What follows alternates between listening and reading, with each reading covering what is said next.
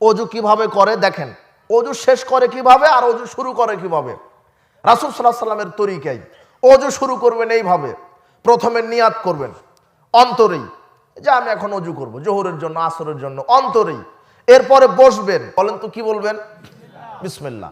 রাসূল সাল্লাল্লাহু আলাইহি সাল্লাম বলছেন, তিরমিজি 25 নম্বর হাদিস, লা উযুয়া লিমান লাম ইয়াজকুর ইসমাল্লাহি আলাইহি, ওই ব্যক্তির অজু হয় না যে ব্যক্তি অজুর শুরুতে বিসমিল্লাহ বলে না। তার মানে অজুর দোয়া কি বলেন তো? বিসমিল্লাহ। বিসমিল্লাহ বলে ডান হাতে পানি নিয়ে 2 হাত কবজি পর্যন্ত ভালোভাবে ধৌত করবেন। এই সময় আঙুলগুলি ভালোভাবে খেলাল করবেন। যদি আংটি থাকে তাহলে আংটির ভিতরে পানি পৌঁছিয়ে দিবেন। এরপরে ডান হাতে পানি নিয়ে অর্ধেক মুখে অর্ধেক নাকে একই সাথে, অর্ধেক মুখে অর্ধেক নাকে একই সাথে, নাক ভালোভাবে ঝাড়বেন। এরপরে ডান হাতে পানি নিয়ে মুখমণ্ডল ভালোভাবে ধৌত করবেন। কপালের গোড়া থেকে কানের লতি সহ থুতনির নিচ পর্যন্ত ভালোভাবে ধৌত করবেন। যাদের মুখে দাড়ি আছে তারা দাড়ি ভালোভাবে খেলাল করবেন। এরপরে আলাদাভাবে এক চুল্লি পানি নিয়ে থুতনির নিচে দিবেন। তারপরে ডান হাতের কনি পর্যন্ত ভালোভাবে, এরপরে বাম হাতের কনি পর্যন্ত ভালোভাবে, তারপরে 2 হাতের আঙুলগুলি ভিজিয়ে নিয়ে আপনার মাথার সামনে থেকে পিছন, পিছন থেকে সামনে। দেখেন তো আপনার হয় কিনা, দেখেন আপনি করেন না।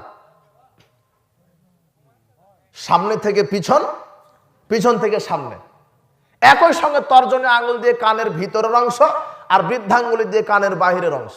ঘাড় মাসা করা বিদাত, করলে আর অজু থাকবে না। এটা অজু।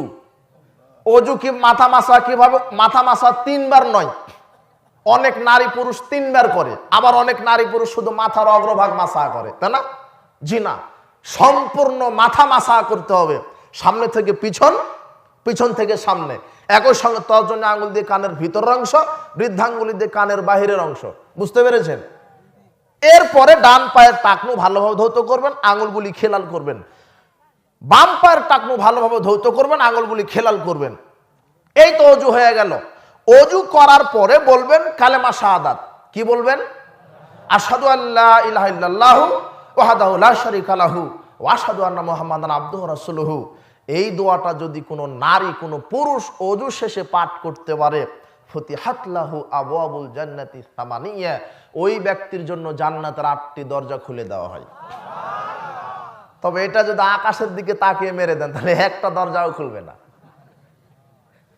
আকাশের দিকে তাকিয়ে পাঠ করা বিদআত। সবাই পড়ে আকাশের দিকে, ওকে কে শিখালো? ওখানে বসে থেকেই পড়তে হবে এই দোয়া।